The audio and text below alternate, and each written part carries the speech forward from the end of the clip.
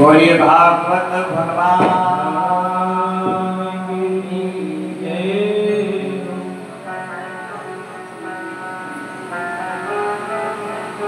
प्यारे भाई बहन, आप सब समझदार हैं, भली भांति सब जानते हैं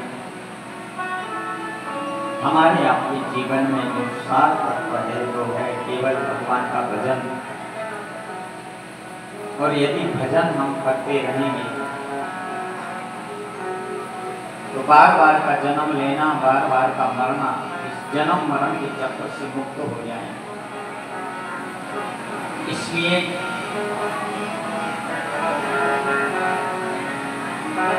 भोजन और भजन इस जीवन को चलाने के लिए दोनों जरूरी हैं। भोजन नहीं दोगे तो शरीर नहीं चलेगा और भजन नहीं करोगे तो आत्मा नहीं चलेगी। इसलिए दोनों बहुत जरूरी हैं। और इस विषय में भगवान ने कहा, जैसी परिस्थिति में रहो, जहां भी रहो, काम करते जाओ, नाम जपते जाओ, भजन करते जाओ, इसमें कल्याण हो जाएगा। लेकिन भोजन करो मात्रा में। पहले भी मैंने बताया था भोजन में मात्रा लगी है, इसलिए भोजन हमेशा मात्रा में करना। एक ज्यादा हो जाएगी तो स्वास्थ्य गड़बड़ हो जाएगा। भजन में कोई मात्रा नहीं लगी है, इसलिए खूब जी भर के भजन करो और अंत में भजन ही भव सागर से पार करेगा, भजन ही कल्याण करेगा। इसलिए भजन जरूरी है।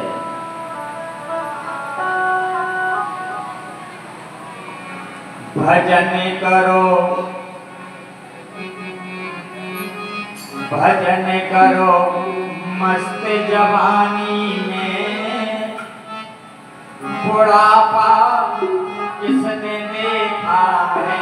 भजन करो मस्त जवानी में, बुढ़ापा किसने देखा है।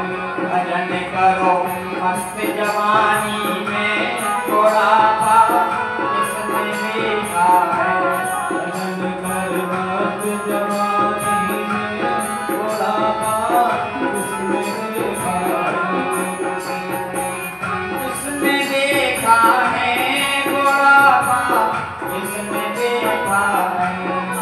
ओ किसने देखा है बुढ़ापा, किसने देखा है। किसने देखा है बुढ़ापा, किसने देखा है। ओ किसने देखा है बुढ़ापा, किसने देखा है। भजन करो, भजन करो, मेहनत करो मस्त जवानी में, बुढ़ापा किसने देखा है। भजन करो मस्त जवानी में, बुढ़ापा किसने देखा है।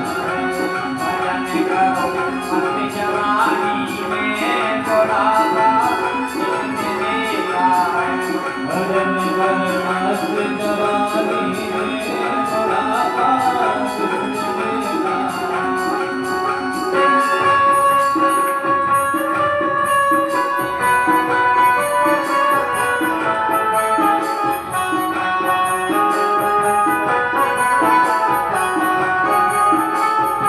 हरि बोल।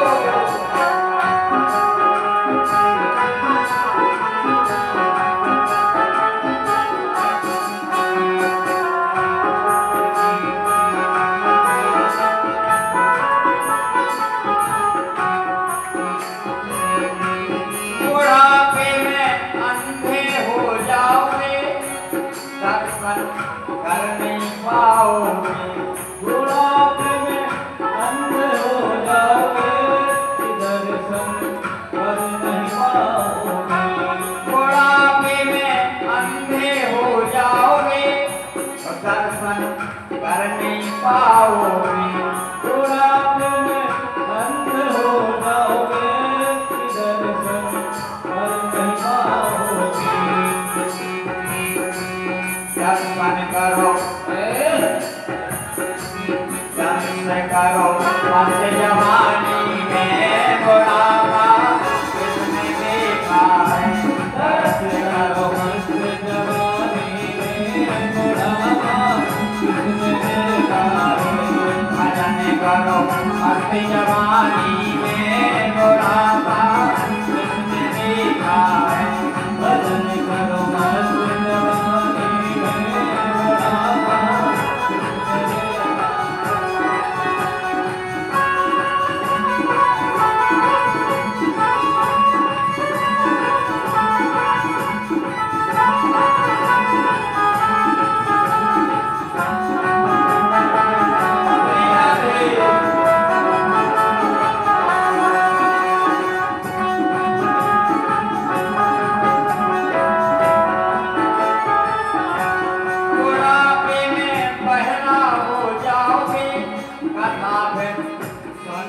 पाओगे।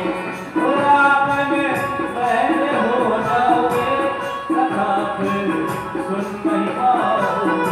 बुढ़ापे में बहरे हो जाओगे कथा फिर सुन नहीं पाओगे। बुढ़ापे में बहरे हो जाओगे कथा फिर सुन नहीं पाओगे। कथा सुनोगे मस्त जवानी में बुढ़ापा किसने देखा है।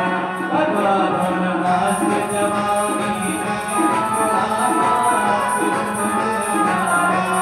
भजन करो मस्त जवानी में बुढ़ापा किसने देखा है। भजन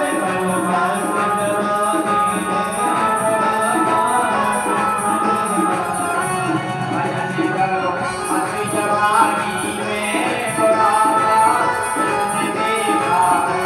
भजन करो मस्त जवानी में बुढ़ापा किसने देखा है। बुढ़ापे में तगड़े हो जाओगे तीरथ कर नहीं पाओगे। बुढ़ापे में तगड़े हो जाओगे तीरथ कर नहीं पाओगे। बुढ़ापे में तगड़े हो जाओगे तीरथ कर नहीं पाओगे। बुढ़ापे में लंगड़े हो जाओगे तीरथ कर नहीं पाओगे। तीरथ करोगे हो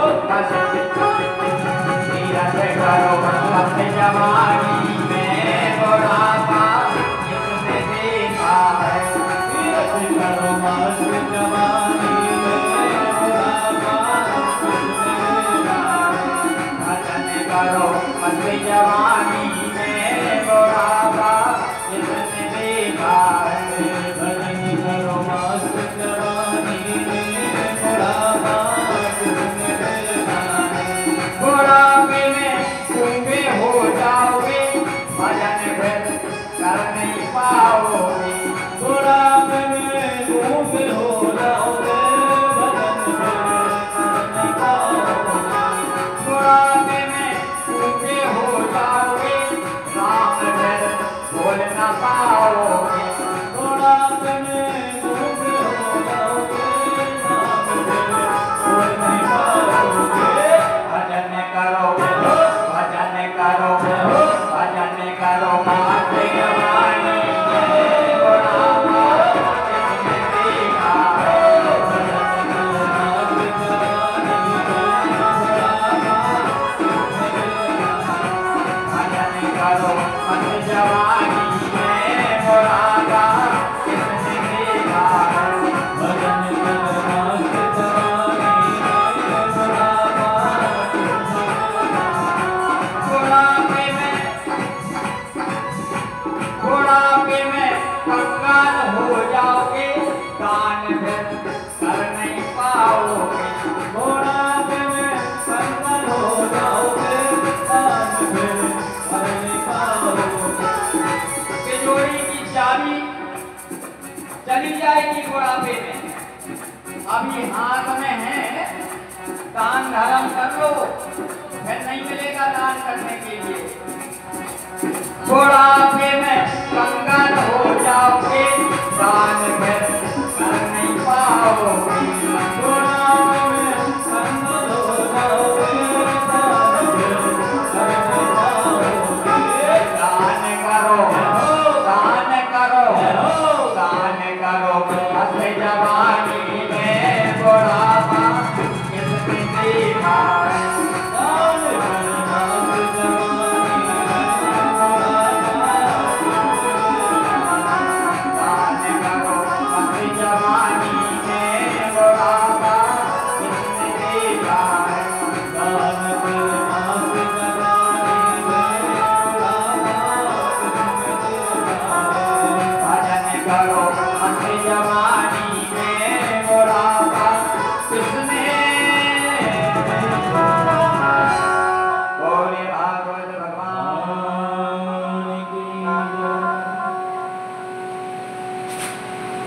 भजन,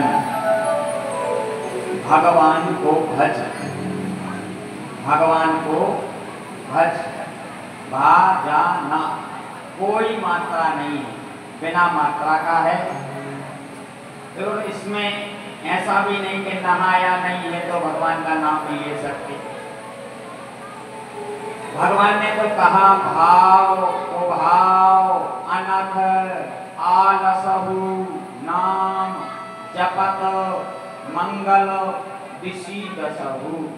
दसों दिशाओं में मंगल ही मंगल चाहते हो तो अपने घर से जब आप दुकान की ओर जा रहे हो, अपने धंधे की ओर बढ़ रहे हो, अपनी नौकरी की ओर जा रहे हो, रिश्तेदारी में जा रहे हो, भगवान का नाम लेकर के चलो तो दसों दिशाओं में मंगल होगा।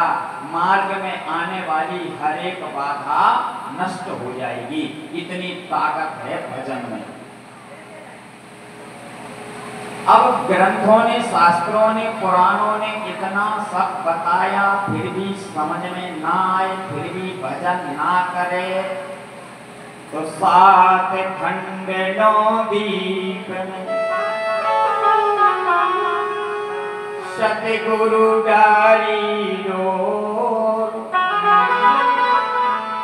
डोर पकड़ नर ना चढ़े तो सतगुरु को पाखो।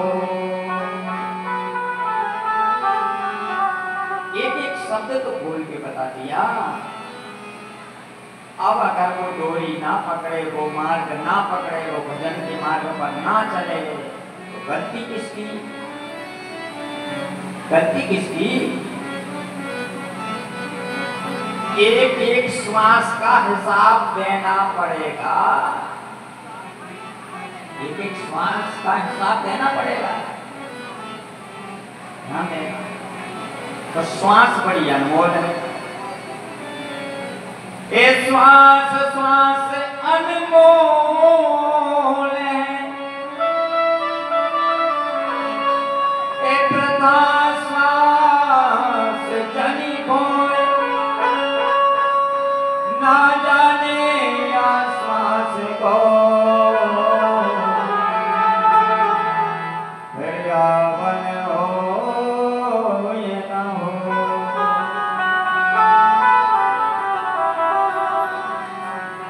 श्वासा बड़ी अनमोल है और एक एक श्वास को हम बर्बाद करते जा रहे हैं। कितनी कीमती है। अभी आपने देखा कुछ ही समय बीता, श्वास लेने के लिए लोग दुनिया की सारी संपत्ति को देने तैयार हो गए थे। ऑक्सीजन बस मिल जाए, चाहे सारी संपत्ति चली जाए। लाइन लगी थी, सिलेंडर कम पड़ गए थे। ये क्या है? कोरोना। कोरोना ने कहा भजन करो ना, और भजन नहीं करोगे तो बोला एक बार फिर आएंगे फिर देखेंगे। ये भजन करते रहो। और जो भजन भक्ति में निरंतर लगा रहा, उसके लिए संसार की कोई भी आपदा, कोई भी पीड़ा, कोई भी संकट, उसका बाल भी बांका नहीं कर सकता। भजन में वो ताकत है, भजन में वो शक्ति है। इसलिए उपासना को छोड़ो और उपासना को पकड़ो।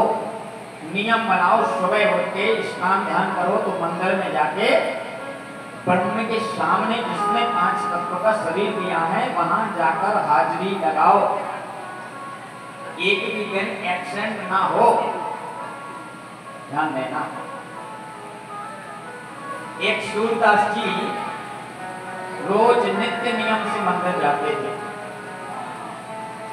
एक सूरदास जी रोज नित्य नियम से मंदिर जाते थे। आंखों से दिखाई नहीं देता था। किसी ने उनसे पूछा, महाराज जी आप रोज प्रतिदिन मंदिर जाते हैं और किनारे किनारे चलते हैं, आज का जीव किनारे नहीं चलता है। आज का मनुष्य तो बीच में चलता है। अब किनारा तो सबने छोड़ दिया भाई, और सब बीच में चलेंगे तो क्या होगा? टकराएंगे कि नहीं टकराएंगे? और यदि किनारे से चलते रहोगे तो नैया पार हो जाए। लेकिन महाराज अब किनारे से कोई चलना ही नहीं चाहता। अब तो सबकी होड़ लगी है, बीच में चलेंगे। अब सब बीच में चलेंगे तो बीच में तो भैया जगह ही नहीं बची, कहीं ना कहीं टकराना तो पड़ेगा।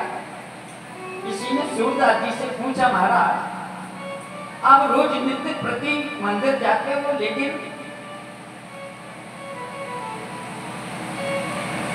संभल के चला करो। सूरदास जी ने कहा, भैया हम तो इतने संभल के चलते हैं कि आंखें ना होने के बाद भी आज तक जीवन में किसी से टकराए नहीं है। लेकिन हम तो बार बार विचार करते हैं कि धन्य है संसार, दो आंखें होने के बाद भी टकरा जाता है। मेरे पास तो एक भी आंख नहीं है, और एक भी आंख ना होने के बाद भी मैं आज तक किसी से टकराया नहीं। लेकिन धिक्कार है उस मनुष्य के लिए कि दो आंखों से देख रहा है, और दो आंखों से देखने के बाद भी टकरा जाता है। ये मानवता नहीं है। किसी ने सूरदास जी से कहा, महाराज आपके पास नेत्र नहीं है, ज्योति नहीं है, आपको दिखता नहीं है, क्यों इतना परिश्रम करते हो? घर में ही कुटिया में बैठो, माला लेकर के राम राम जपो, सीता राम जपो, गोविंद कहो, गोपाल कहो, राधा कहो, माधव कहो, घर में बैठ के भजन करो।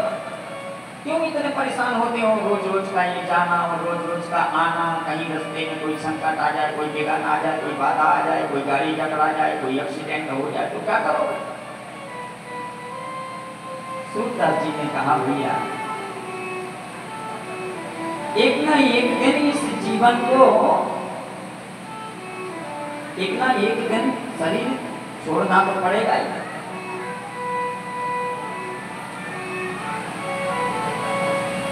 और माना कि मुझे दिखता नहीं, माना कि मुझे दिखता नहीं है, लेकिन मैं रोज रोज मंदिर इसलिए जाता हूं कि संसार के लोगों को दिखता है, कम से कम इनकी बुद्धि तो सुधर जाएगी कि जिसको दिखता नहीं वो रोज जाता है, वो जिसको दिखता है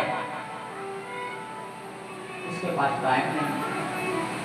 सूरदास जी ने कहा, भैया मैं अपने लिए मंदिर नहीं जाता, मैं उन देखने वालों के लिए मंदिर जाने का मैंने नियम बनाया है कि कम से कम दो आंखों वाला देख रहा है कि जिस सूरदास को दिखता भी नहीं है, जो नेत्रहीन है, वो बिना देखे हुए भी मंदिर चला जाता है, किसी को टकराता भी नहीं है, वो मंदिर जाता है और ब्रह्म का दर्शन कर लेता है। लेकिन धिक्कार है इस मानव के लिए कि दो आंखों से देखने के बाद भी टकरा जाता है।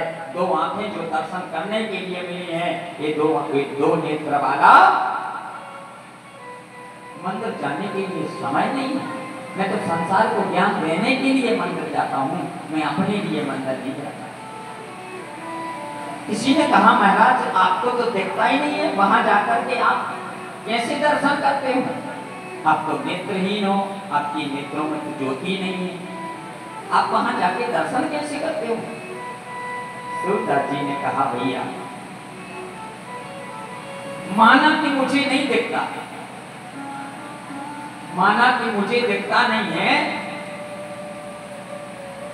इस संसार के लोग भगवान का दर्शन करने जाते हैं, संसार के लोग भगवान का दर्शन करने जाते हैं, और मैं प्रभु के दरवाजे में रोज हाजिरी इसलिए लगाता हूं कि हे प्रभु मैं तो नेत्रहीन हूं, इसलिए मैं आपका दर्शन तो नहीं कर पाऊंगा, लेकिन कम से कम आपकी नजर मेरे ऊपर पड़ जाएगी तो मेरे जीवन का कल्याण हो जाएगा।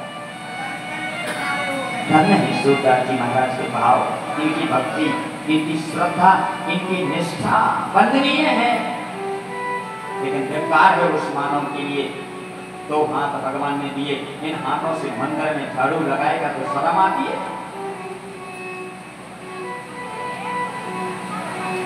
धिक्कार है ऐसे जीवन के लिए, कितना इसको सजाएगा, कितना इसको बचाएगा, एक ना एक दिन जलना पड़ेगा, एक ना एक दिन राख हो जाएगा, मिट्टी का है, मिट्टी में मिल जाएगा। ध्यान देना। और अंत में भगवत भजन ही सहारा है, वो ही पार लगाएगा। इसलिए प्यारे भाई बहन, ये भगवत कथा कोई टाइम पास नहीं है, ये कोई किस्सा कहानी नहीं है, ये जीवन की व्यथा को मिटा दे वो कथा है। और एक बार आपके हृदय में उतर जाए ना, तो जीवन की व्यथा समाप्त हो जाएगी। इसलिए हमें आपको सबको नियम संयम की आवश्यकता है। हमारा नियम और संयम पक्का होगा तो भगवत कृपा हमें प्राप्त होगी। और हमारा नियम और संयम दूषित हो जाएगा, बिगड़ जाएगा, तो 84 के चक्कर में जाकर के टक्कर हो जाएगी। ध्यान दें। इसलिए भगवत कथा कहाँ चल रही थी? मथुरा है मनुष्य का शरीर, और इस शरीर में काम क्रोध है, कंस। अब इस पर हमें विजय प्राप्त करना है, इसको जीतना है। आज घर घर में तनावपूर्ण स्थिति बनी है। कारण क्या है? क्रोध। एक की बात एक मानने को तैयार नहीं है। तो जिस घर में ऐसी स्थिति बन जाएगी कि एक की बात एक मानेगा नहीं, तो पर परिवार चलेगा नहीं, पर गृहस्थ जीवन चलेगा नहीं, स्थिति तनावपूर्ण हो जाएगी, घर का वातावरण बिगड़ जाएगा, घर के आचार विचार बिगड़ जाएंगे, घर के संस्कार बिगड़ जाएंगे, तो घर चलेगा कैसे?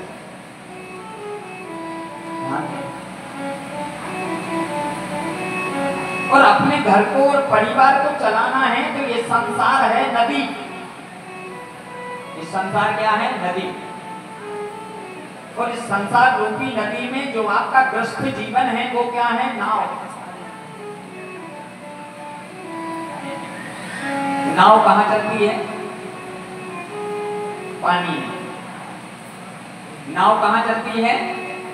पानी में। अब यदि नाव में पानी भर जाएगा तो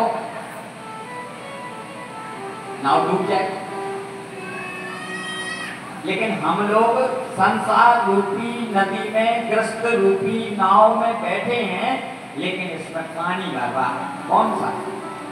काम, क्रोध, लोभ, मोह, अहंकार।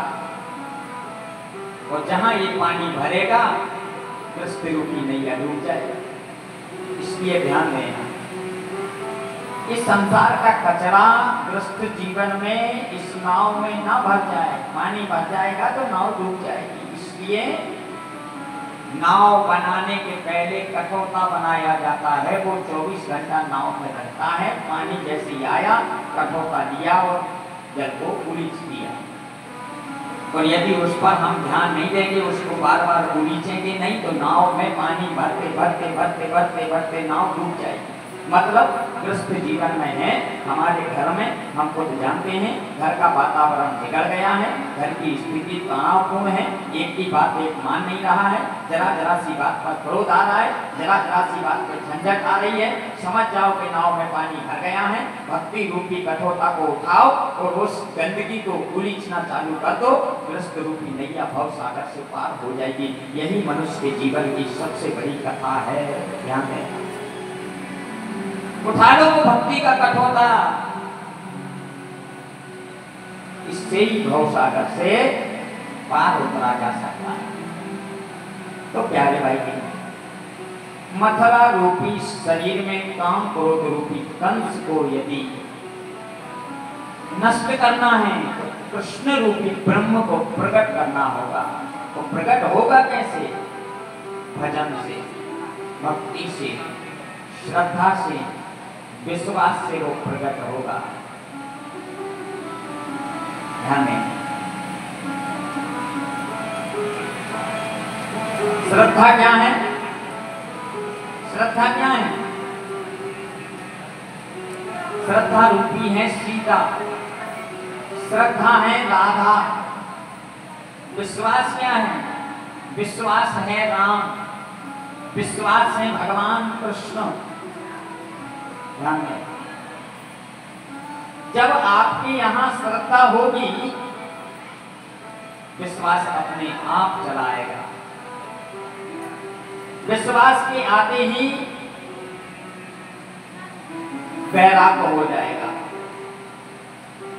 आप राम जी के मंदिर में गए, आप भगवान कृष्ण के मंदिर गए, आप तो देवादिदेव महादेव बाबा भोलेनाथ के मंदिर गए, राम जी के मंदिर में जाके आप देखना, भगवान मर्यादा पुरुषोत्तम प्रभु श्री राम मंदिर में कहां खड़े हैं? कहां खड़े हैं? बीच में। कहां खड़े राम जी? बगल में। बगल में कौन है? सीता। एक बगल लक्ष्मण। तो चरणों में अच्छा राम जी खड़े क्यों मिलते हैं ज्यादातर? राम जी की बैठी हुई प्रतिमा बहुत कम मिलेगी। क्यों खड़े हैं? खड़े रहने का मतलब क्या है? सारे सृष्टि के नियंता जगदाधार पार ब्रह्म परमात्मा आराध्य जो ब्रह्मा बन के सृष्टि का रचना कर रहे हैं, नारायण रूप धारण करके भरण पोषण कर रहे हैं, शिव रूप धारण करके रुद्र रूप धारण करके संहार कर रहे हैं। जब इतने रूपों में वो लगे हैं कार्य करने के लिए, तो राम रूप में क्यों खड़े? भगवान इसलिए 24 घंटा खड़े हैं कि कहीं हमारे भक्त के ऊपर कोई संकट ना आ जाए। और मेरे भक्त के ऊपर संकट आएगा तो उस संकट से कहीं ऐसा ना हो कि उस संकट से उबारने के लिए जब तक मैं खड़ा हूं, सावधान होकर के आगे बढ़ूंगा, तब तक मेरे भक्त के ऊपर कोई संकट ना आ जाए। इसलिए परब्रह्म परमात्मा बैठे नहीं है, 24 घंटा खड़े। तो इसलिए खड़े हैं कि तुम एक बार पुकारो तो सही, तुम एक बार नाम तो लो, अपनी जिह्वा पर रखो तो सही। दुनिया के सारे व्यंजन, दुनिया के सारे रस, दुनिया के सारे पदार्थ फीके पड़ जाएंगे। वो रस है, कौन सा रस है? राम रस। राम रस जानते हो? यदि आपके घर में राम रस नहीं होगा तो आपके घर का पूरा भोजन, पूरा व्यंजन, पूरा सब बिगड़ जाएगा। जैसे आपके घर में राम रस के बिना भोजन अधूरा है, इसी प्रकार मनुष्य के जीवन में राम जी के भजन के बिना जीवन अधूरा है। ध्यान देना, जिस आटे में नमक नहीं डालोगे, नमक क्या है? हम संसारी भाषा में नमक बोलते हैं, लेकिन शास्त्र की भाषा में, एक साधुशाही भाषा में, एक ग्रंथों की भाषा में, एक भक्त की भाषा में उसको राम रस बोला जाता है।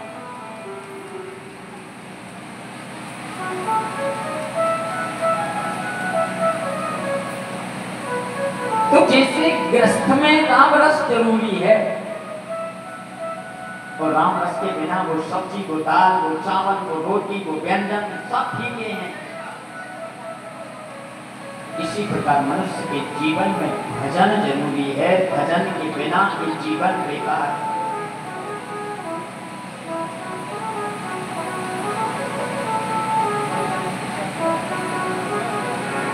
के राम के बिना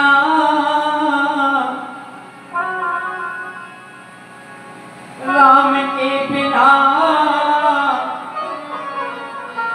घनश्याम के बिना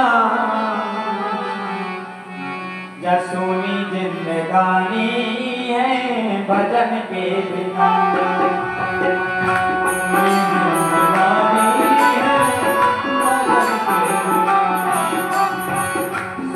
जिंदगानी है भजन के बिना।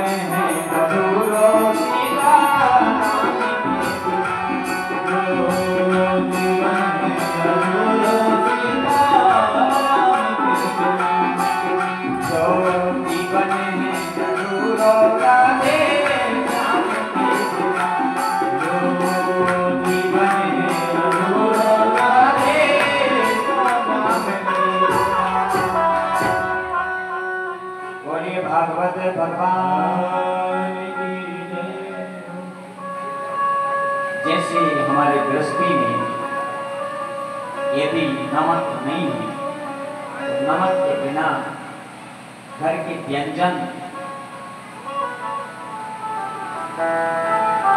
का होना और ना होना सब बेकार है। इसलिए प्यारे भाई बहन, मनुष्य जीवन में भजन बहुत जरूरी है। मर्यादा पुरुषोत्तम प्रभु श्री राम अपने भक्तों की रक्षा करने के लिए 24 घंटा खड़े हैं। और खड़े भी कैसे हैं? धनुष 24 घंटा कांधे पर है और बाण 24 घंटा हाथ में है। पता नहीं मेरे भक्त के ऊपर कब संकट आ जाए, कब कष्ट आ जाए, कब पीड़ा आ जाए, कब वो पुकारने लगे, तब तक मैं धनुष को संभालूंगा, तब तक मैं बाण को उठाऊंगा, तब तक कहीं देर ना हो जाए। इसलिए परमात्मा 24 घंटा खड़ा है तो धिक्कार है हमारे लिए। जो ब्रह्म हमारे लिए 24 घंटा खड़ा है, ऐसे ब्रह्म के लिए भजन भक्ति और दर्शन करने का समय हमारे पास है नहीं। वो मनुष्य नहीं है, वो मनुष्य जन्म जाए के पशु तुल्ला। प्यारे भाई, राम जी कहाँ खड़े हैं? बीच में। राम जी विश्वास के प्रतीक हैं। बगल में कौन है? श्रद्धा। एक बगल कौन है? श्रद्धा रूपी सीता और वैराग्य रूपी लक्ष्मण और विश्वास स्वरूप है भगवान श्री राम। चरणों में है भक्ति। भक्ति कौन है? श्री हनुमान जी महाराज। प्यारे भाई ध्यान है, भक्ति कहाँ है? चरणों में। यदि भगवान के चरणों तक पहुंचना है तो सबसे पहले श्रद्धा, तो श्रद्धा प्राप्त हो जाएगी। इसलिए श्रद्धा बगल में है, पहले श्रद्धा से मिलो तो श्रद्धा की कृपा होगी तो आपको विश्वास रूपी परमात्मा मिलेंगे। तो जब विश्वास राम के ऊपर आपको हो जाएगा, आज के मनुष्य में विश्वास ही तो नहीं है, सबसे बड़ी कमी तो यही है, विश्वास नहीं है। विश्वास रखो और विश्वास है नहीं, शांति है नहीं, धैर्य है नहीं, श्रद्धा है नहीं, सुख मिलेगा कैसे? शांति होगी घर में कैसे? संस्कार आएंगे कैसे? भगवान मिलेंगे कैसे? श्रद्धा होगी तो विश्वास रूपी राम अपने आप मिलेंगे, और विश्वास के आते ही जीवन में वैराग्य होगा, वो वैराग्य के होते ही भगवान का दर्शन हो जाएगा। ध्यान दें, इसलिए भगवान कृष्ण को, मर्यादा पुरुषोत्तम प्रभु श्री राम को अपने हृदय में उतारो, ताकि हमारे हृदय में काम क्रोध रूपी कंस का अंत हो जाए और ये शरीर निर्मल हो जाए। और जब शरीर निर्मल होगा तब निर्मल को भगवान ढूंढते हुए आते हैं, और निर्मल को भगवान अपने आप मिल जाते हैं। केवट का हृदय निर्मल था, इसलिए केवट को भगवान की खोजने की आवश्यकता नहीं पड़ी, भगवान स्वयं केवट को खोजते हुए आए। शबरी का मन निर्मल था, इसलिए शबरी को राम को खोजने की आवश्यकता नहीं पड़ी, भगवान राम स्वयं शबरी को खोजते हुए आए। गिरिराज जटायु का मन निर्मल था, इसलिए जटायु को राम की खोजने की आवश्यकता नहीं पड़ी, तो भगवान मर्यादा पुरुषोत्तम प्रभु श्री राम जटायु को खोजते हुए जटायु के पास पहुंच गए। ये क्या है? ये भजन, ये भक्ति, ये श्रद्धा, ये विश्वास। इसलिए अपने हृदय में श्रद्धा विश्वास भक्ति को जगाओ। श्रद्धा विश्वास और भक्ति जग जाएगी तो मन निर्मल होगा। मन जहाँ निर्मल होगा वहाँ ब्रह्म को बुलाने की आवश्यकता नहीं पड़ेगी, परमात्मा बिना बुलाए आकर के आपके हृदय में बैठ जाएगा। निर्मल मन जन सो मोहि पाया, निर्मल मन सो मोहि पाया, निर्मल मन जन सो मोहि पाया, निर्मल मन सो मोहि पाया, निर्मल मन जन सो मोहि पाया।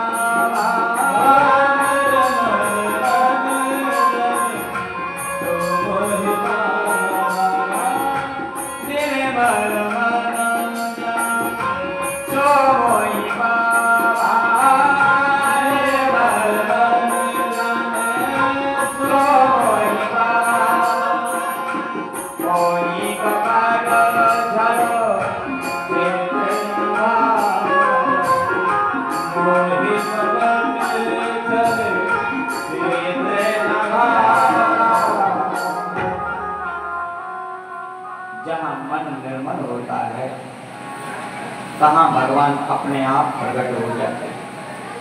इसलिए प्यारे भाई बहन, आज कथा का विश्राम दिवस है। आप सब कथा से बड़ी भांति परिचित हैं, जानते हैं। भगवान ने कंस का प्राणांत किया। कंस की दो पत्नी, एक का नाम अस्ति, एक का नाम प्राप्ति। अपने पति की मृत्यु लोक गमन होने पर दोनों रोती बिलखती चिल्लाती। अपने पिता जरासंध के पास पहुंच करके करुण क्रंदन ब्रह्म में कातर होकर के रोने लगी, बिलखने लगी। यहाँ पारब्रह्म परमात्मा भगवान श्री कृष्ण नर लीला करते हुए कारागृह में पहुंचे। सबसे पहले जाकर के वात्सल्यमयी ममतामयी अपनी उस माँ को प्रणाम किया। सारी सृष्टि का अधिपति जगदाधार पारब्रह्म परमात्मा देवी को प्रणाम किया है। माँ, आपके चरणों में नमन है, वंदन है। अपने पिता को प्रणाम किया। देवकी और वसुदेव ने कन्हैया को अपने हृदय से लगा लिया। जो बंधन पड़े थे, जो अनकनी बेड़ियां लगी थी, भगवान का स्पर्श होते ही वो अपने आप बंधन कट गए, टूट गए। भगवान आगे बढ़े। कंस ऐसा दुष्ट था, अपने पिता की राजगद्दी, राज सिंहासन को छीन करके जबरदस्ती राजा बन गया था। जबकि शास्त्र का नियम है कि यदि किसी राज्य का राजा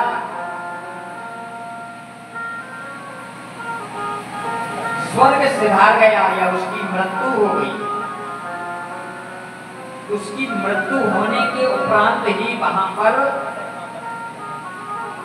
अन्य देश देशांतर के राजा महाराजाओं को आमंत्रित करके उनके द्वारा राज्याभिषेक होकर के राज्य सिंहासन प्राप्त की जाती है।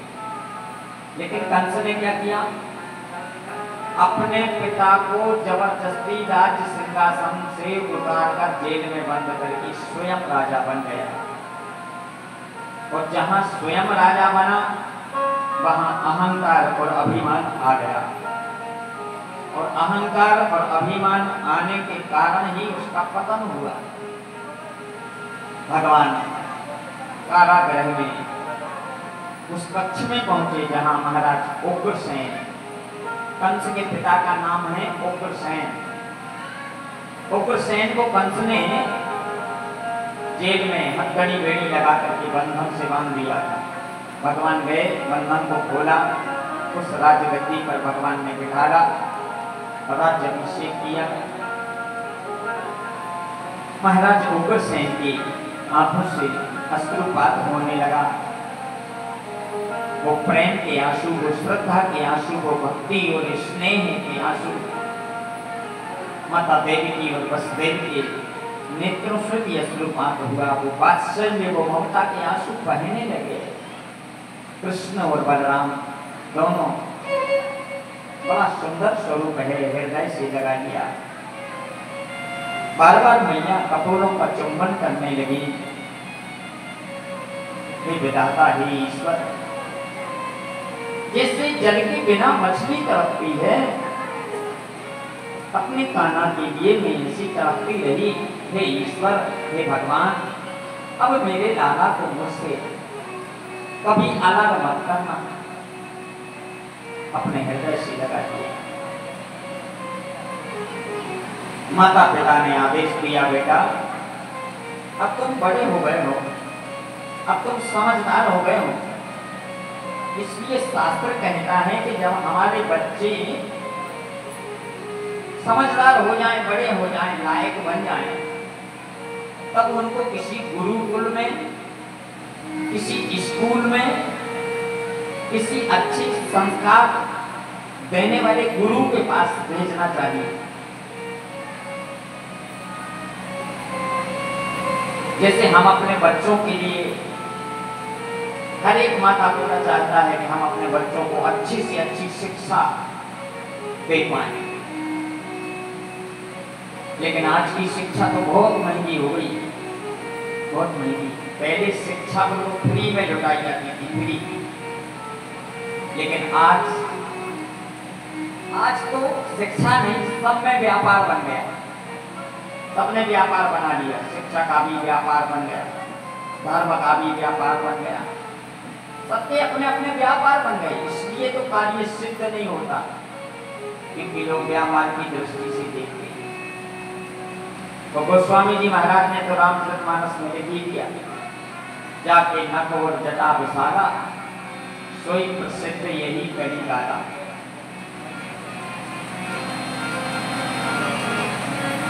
शो विप्रण सन आप को जावई, उभय लोक निज हाथ नसावई।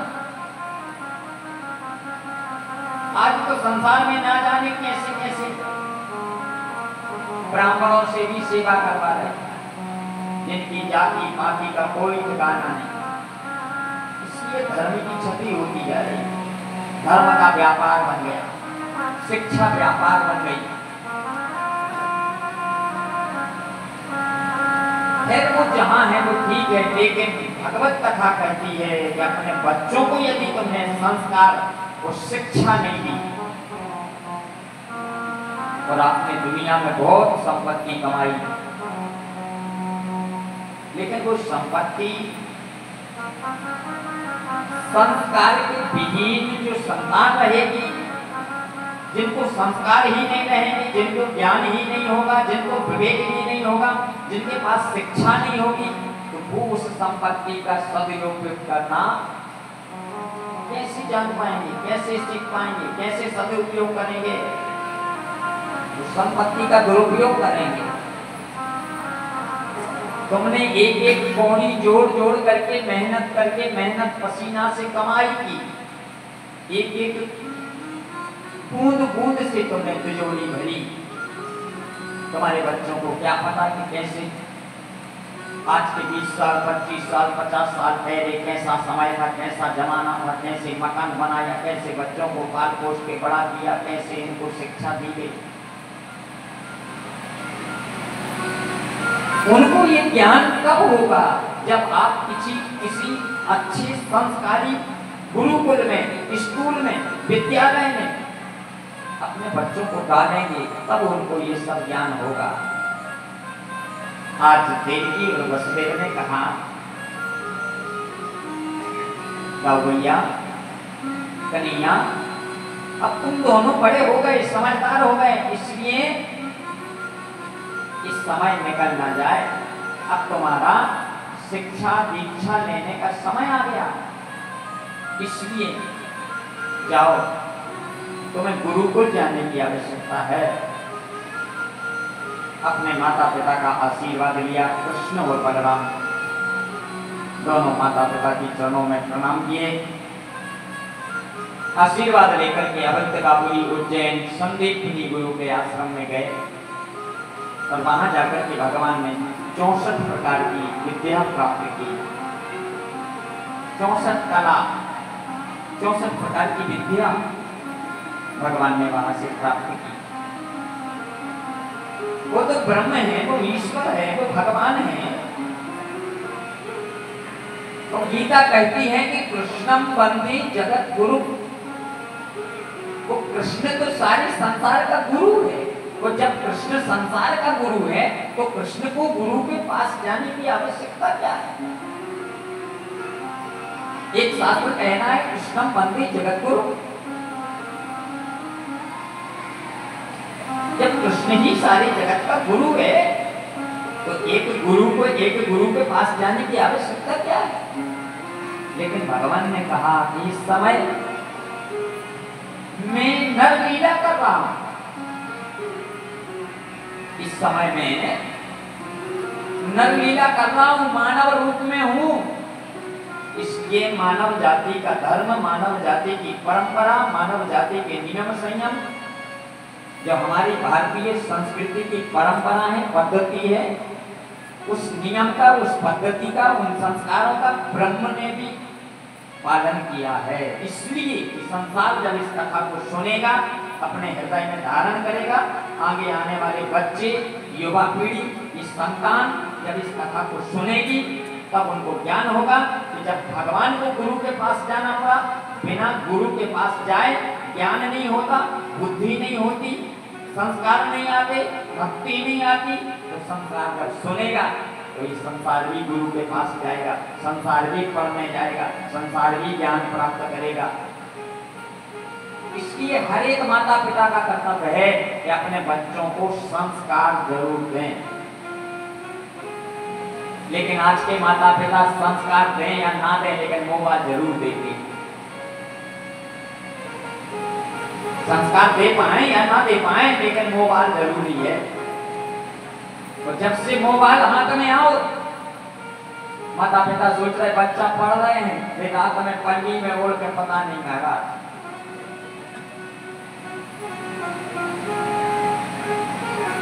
अब इसमें बुद्धि पर, दिमाग पर कितना जोर पड़ेगा? भाई मोबाइल ऐसा नहीं कि सब बच्चे नहीं, हम उन बच्चों की बात कर रहे हैं जो इसका दुरुपयोग कर रहे हैं। लेकिन मोबाइल भी एक गुरु है। मोबाइल के अंदर कितनी इस प्रकार की शिक्षा है।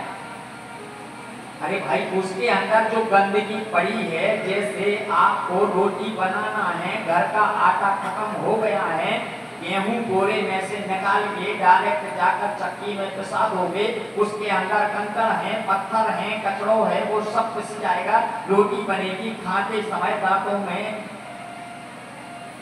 वो कचरा फंसेगा कि नहीं फंसेगा?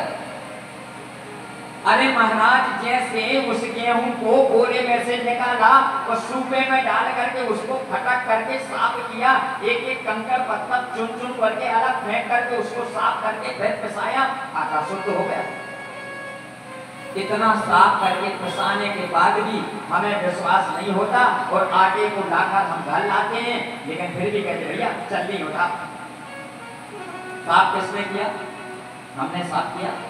एक एक कचरा बारीकी से साफ किया और इतनी बारीकी से साफ करने के बाद जब वो गेहूं पिस करके आटा बन गया, वो आटा बनने के बाद हमें पता है इसको हमने साफ किया है, लेकिन आटा बनने के बाद चक्की में से निकलने के बाद भी हम उसको चलनी में चालते हैं।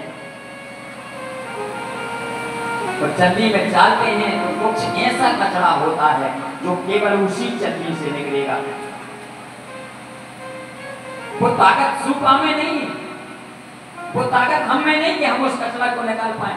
उसके लिए वो चलनी की आवश्यकता होगी। और वो चलनी क्या है मेरा? वो चलनी है सतगुरु, वो चलनी है आपके स्कूल का मास्टर। उसके पास जाना पड़ेगा, तब वो कचरे को निकाल के अलग करेगा, तब वो आपको निर्मल करेगा, तब वो आपको ज्ञान देगा, तब वो आपको सुविचार देगा। इसलिए प्यारे भाई बहन, मोबाइल का आप जो मोबाइल के अंदर कचरा है उसको निकाल करके फेंक दो, लेकिन मोबाइल के अंदर जो सदुपयोग है, मोबाइल के अंदर जो ज्ञान भरा हुआ है। आजकल मोबाइल एक ऐसा उसमें एक ऐप्स है, मोबाइल में एक ऐप्स है, उसका नाम है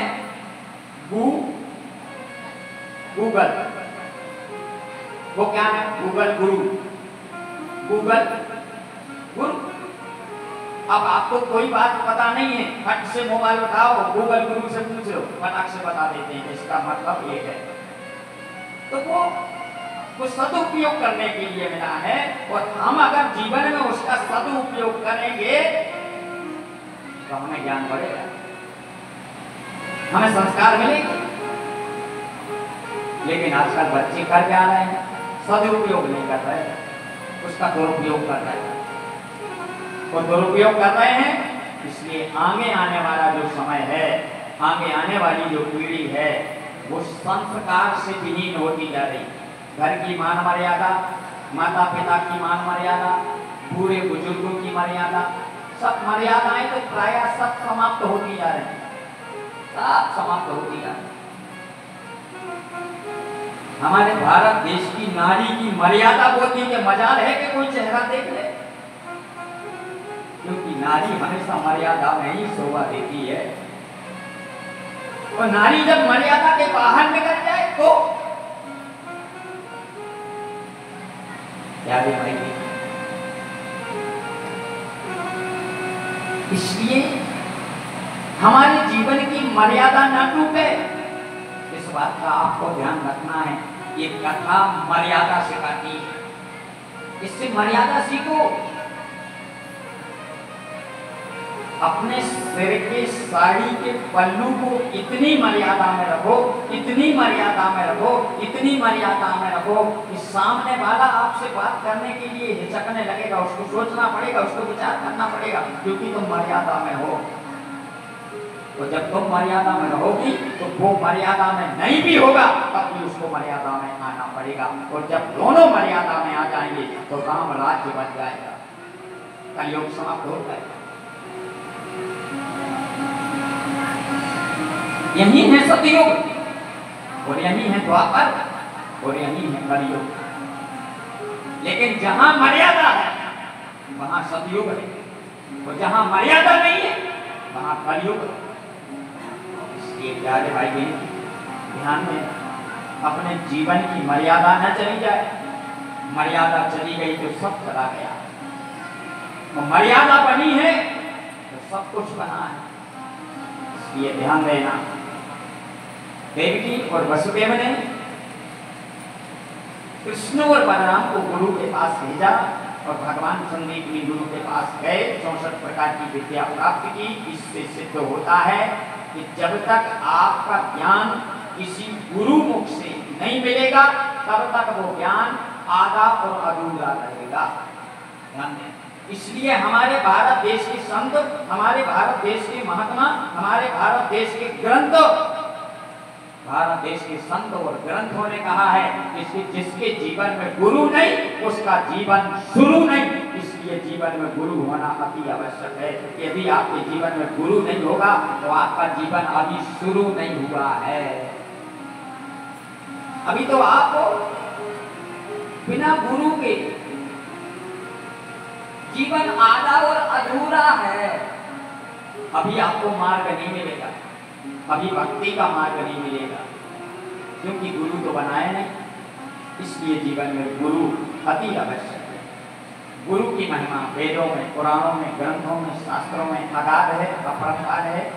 गु माने अंधकार और रू माने प्रकाश, जो अपने अंतरात्मा हृदय रूपी प्रकाश रूपी ज्योति के द्वारा संसारी जीव को इस अंधे गुहा से निकालकर प्रकाश में खड़ा कर दे, वो गुरु है। इसलिए प्यारे भाई बहन, छोटे छोटे बच्चे आप सब ध्यान दें, जब तक आपके हृदय में गुरु के प्रति मान सम्मान नहीं होगा तब तक आपका ज्ञान बढ़ेगा नहीं। इसलिए अपने जीवन में गुरु की मान मर्यादा, गुरु के प्रति प्रेम, गुरु के प्रति श्रद्धा, जिस स्कूल में आप पढ़ने जाते हो उसको स्कूल तक ही सीमित मत रखना। वो विद्या का मंदिर है, मंदिर, और वहां विद्या के मंदिर में साक्षात सरस्वती शारदा विराजमान है, और उसी मंदिर में कृष्णम वंदे जगत गुरु, वो पार ब्रह्म परमात्मा जगत गुरु के रूप में वहां पर बैठा है। कौन? वो मास्टर जो तुम्हें पढ़ा रहा है, वो किसी गुरु से कम नहीं है, उसको साधारण मत समझो। और हर एक उस गुरु का कर्तव्य है कि पार ब्रह्म परमात्मा ने तुम्हें गुरु का दर्जा दिया है, तो गुरु का दर्जा पाकर के उस गुरु का भी कर्तव्य है कि एक एक बच्चे के संस्कार, एक एक बच्चे को वो ध्यान से देखे। ये गुरु का कर्तव्य है, वो बच्चे का कर्तव्य है जो गुरु की बताई हुई बातों का अपने जीवन में ध्यान करे, उसका चिंतन करे, उसका मनन करे, उसको जीवन में उतारे। तब संस्कार बनेंगे, तब भगवान मिलेंगे, तब सुविचार बनेंगे। इसलिए जीवन में गुरु आवश्यक है। जिसके जीवन में गुरु नहीं उसका जीवन शुरू नहीं, उसका जीवन तो अधूरा है। बंदा हो गुरु पद पदों में परा, बंदा हो गुरु पद में परा, बंदा हो गुरु पद पदों में परा, बंदा हो गुरु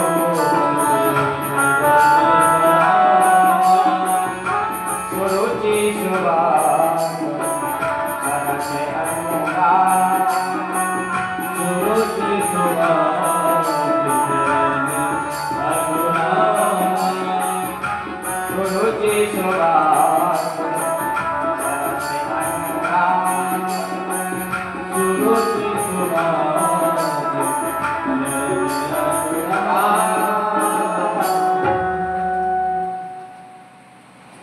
वेदों में, ग्रंथों में, शास्त्रों में गुरु की वंदना की गई।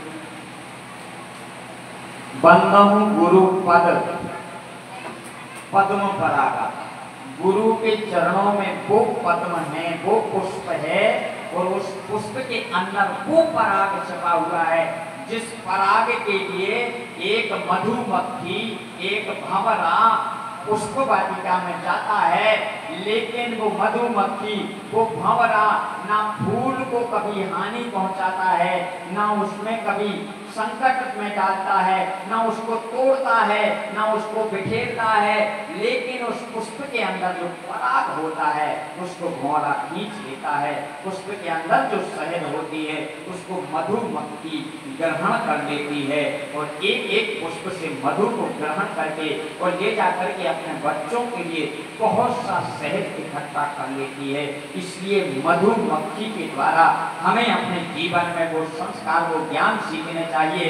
यदि आपके जीवन में आपको कहीं से शिक्षा प्राप्त होती है, सच्चा ज्ञान प्राप्त होता है, तो उस ज्ञान को अपने जीवन में धारण करना चाहिए, उस ज्ञान को अपने जीवन में ले लेना चाहिए। वो आपके जीवन की भविष्य निधि है, वो आपके जीवन की सबसे बड़ी संपत्ति है, वो आपके जीवन में आगे काम आने वाला सद्मार्ग है।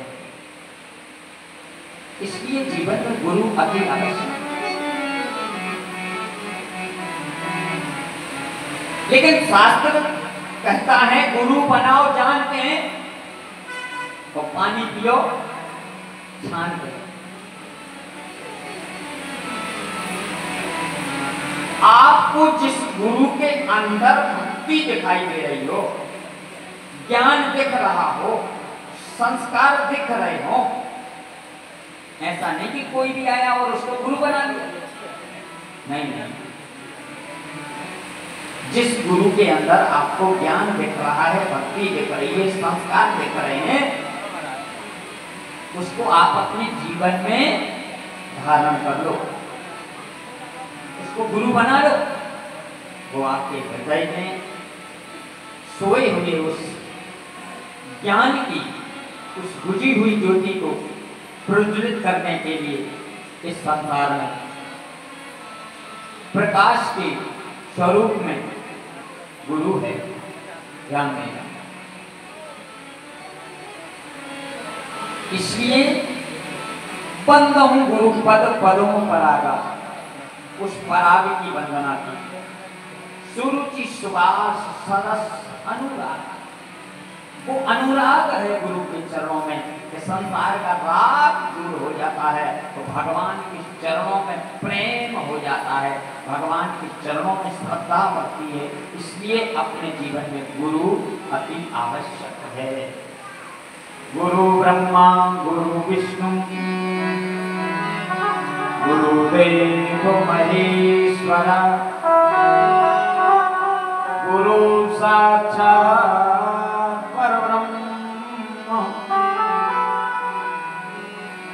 तस्मै श्री गुरुवे नमः। वो गुरु कौन है? गुरु ब्रह्मा गुरु विष्णु गुरुदेव महेश्वर, वो गुरु पार ब्रह्म परमात्मा का स्वरूप है।